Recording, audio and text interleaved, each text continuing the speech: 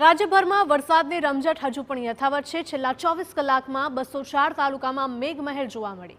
સૌથી વધારે અરવલ્લીના ભિલોડામાં 6.6 ઇંચ વરસાદ નોંધાયો। તાપીના વ્યારામાં 5.55, ડોલવણમાં 5.31 ઇંચ વરસાદ, સુરતના પલસાણામાં 4.92 ઇંચ વરસાદ નોંધાયો છે। વલસાડના કપરાડામાં 4.84 ઇંચ વરસાદ, તો તાપીના સોનગઢમાં 4.65 ઇંચ વરસાદ નોંધાયો।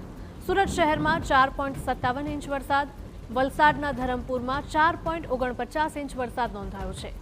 આ સાથે દ્વારકા સહિત અન્ય 12 તાલુકામાં 4 ઇંચથી વધારે વરસાદ ખાબક્યો। 24 તાલુકામાં 3 ઇંચથી વધારે, જ્યારે 42 તાલુકામાં 2 ઇંચથી વધુ વરસાદ થયો છે। રાજ્યના 89 તાલુકામાં 1 ઇંચથી વધારે વરસાદ નોંધાયો છે। રાજ્યભરમાં વરસાદની રમઝટ હજુ પણ યથાવત છે। છેલ્લા 24 કલાકમાં 204 તાલુકામાં મેઘમહેર થઈ।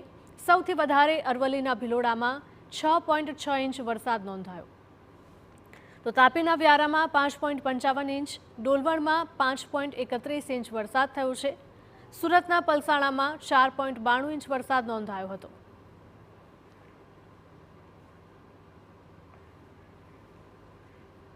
અને હવે ગ્રાફિક્સના માધ્યમથી સમજીશું કે કયા વિસ્તારમાં આખરે કેટલા ઇંચ વરસાદ થયો છે તેના વિશે। ભિલોડાની વાત કરીએ, ભિલોડામાં સૌથી વધારે 6.6 ઇંચ વરસાદ નોંધાયો છે।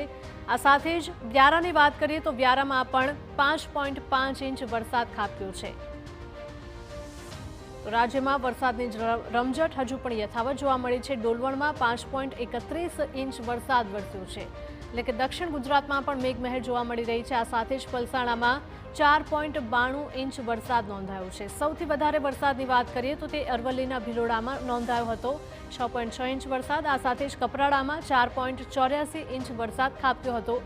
સુરતના પલસાણામાં પણ વરસાદ નોંધાયો છે। આ સાથે જ સોનગઢમાં 4.65 ઇંચ વરસાદ ખાબક્યો છે। સુરતમાં 4.57 ઇંચ વરસાદ નોંધાયો છે। ધરમપુરમાં 4.49 ઇંચ વરસાદ નોંધાયો છે। તો અરવલ્લીના